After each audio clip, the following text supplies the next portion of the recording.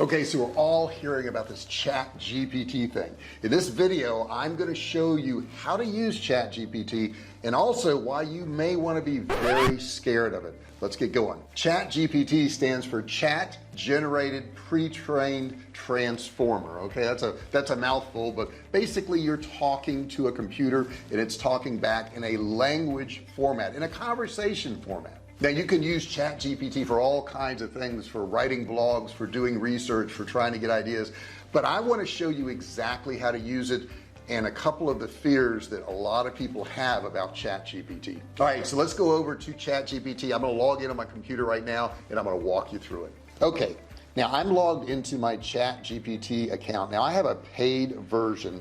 If you don't have a paid version, you'll find something down here where you can actually buy it, but it also gives you an opportunity to use different versions. It's going to default to the lowest version right here. I'm going to go to the ChatGPT 4 because it is more concise, has better reasoning, and as you can see, these other ones here not very concise, okay, and not as good reasoning. So I have this paid version right here, so that's what I'm logged into. Let's look at the dashboard here a little bit. Right here you're going to see new chat. Anytime you're starting a new subject or anything that's going to be different from what you're already doing, you know, maybe you were talking, like I was talking about dog breeds here and business plans and all these different things, so I want to start a new chat each time. Before we do that, you can see you can clear conversations right here. You can look at your own plan here, what your settings are. If you need help, you can go here. If you want to export your chat and use it maybe in a Word doc, something along those lines, you can also do that. Of course, you can log that down here. You have theme settings. This is an actual, I guess you'd call it a plugin that I've added to it that has some prompts for me, but we're going to start a new chat. So I'm going to click on new chat, and when I click on new chat, this is the screen that you're going to see right here, and you're going to have a spot down here where you can ask questions.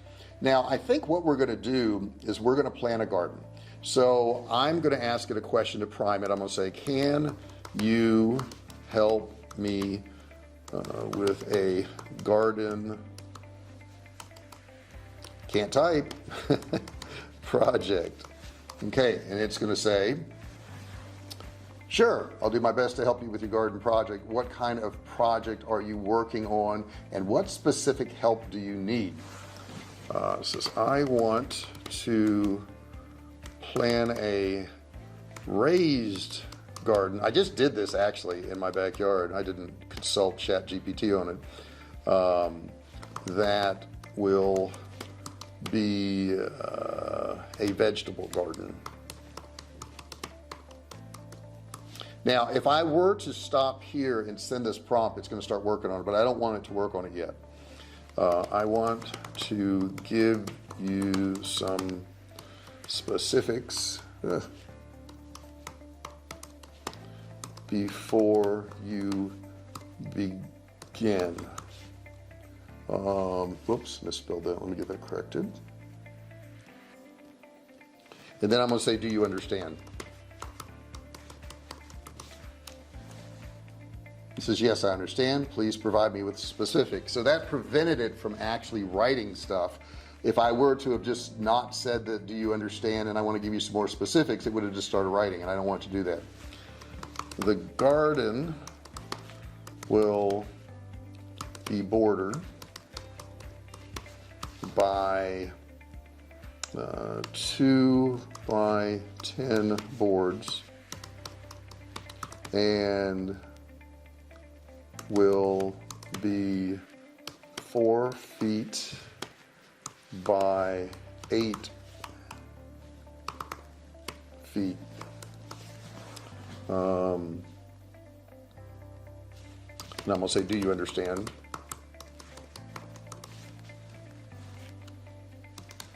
Okay. It says, yes, I understand. Okay. It says, is there anything else you would like to share about your project or specific questions you have? Yes, I live in Central Texas and I want to have recommendations on what vegetables I should plant.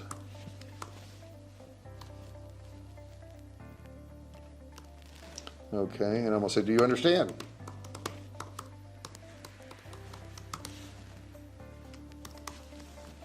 It's going to say, sure, I understand. There it is. Yes, I understand.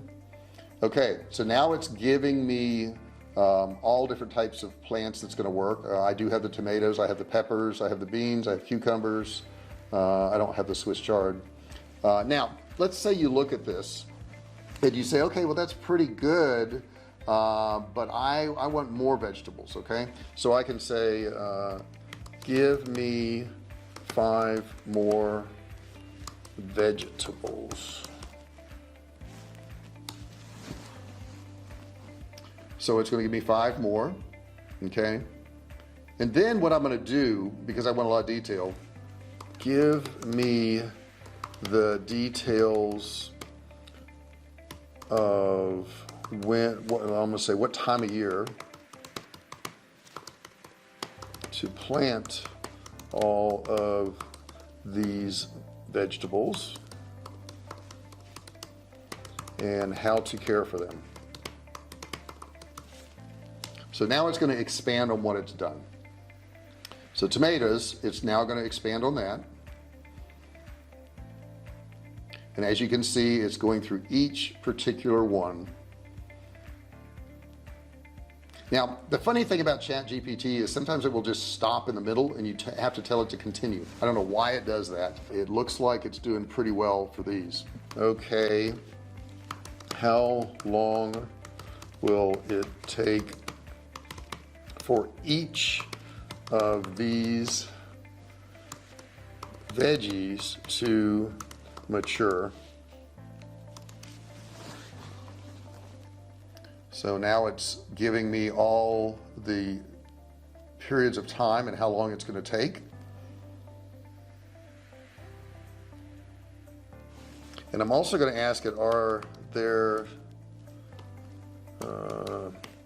any diseases that I may encounter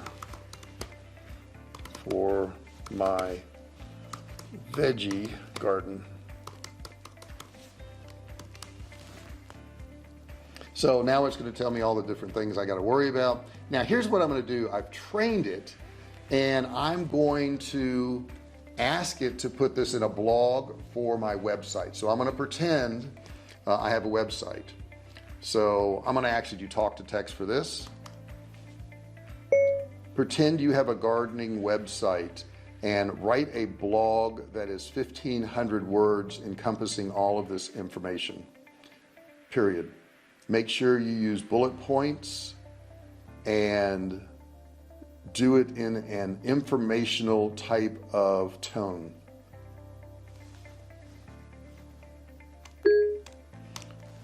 Which says tongue. I don't want tongue, I want tone. Okay, so then I'm going to hit enter. And here's my blog post. It's giving me a title. It's giving me a little introduction right here. It's telling me where to pick the spot to put it. It's telling me what kind of wood to use. I did all these things, by the way. I just built one of these, aiming for a depth of 6 inches. I went all the way up to 10 inches on it. It's giving me all the different vegetables, planting and care tips. So I've now got a complete blog on how to do a raised garden in my backyard. It's giving me all the diseases that you may have. See, that's where it stopped. So I'm going to put continue. I was kind of hoping it would do this so you could see that. Yeah, so for some reason it stopped. And then there's a conclusion. So now I have this entire blog. Now there's a complete overview of ChatGPT, but there's some problems. Yeah, there's the problem thing. Well, the first thing is ChatGPT going to take people out of jobs for writing? The answer is yes. It gets better every single day, and those people who are writers, bloggers, content creators, they're going to say that it won't, but it will. They just don't want to admit it yet. Now right now it may not be as good as some of those people out there who are writers or copywriters, but it will be. But that's not the big problem. Oh my gosh. The big problem is they don't fully understand it. Now here's the scary thing. Will ChatGPT learn so much that it jumps to other platforms? Will it jump to your phone?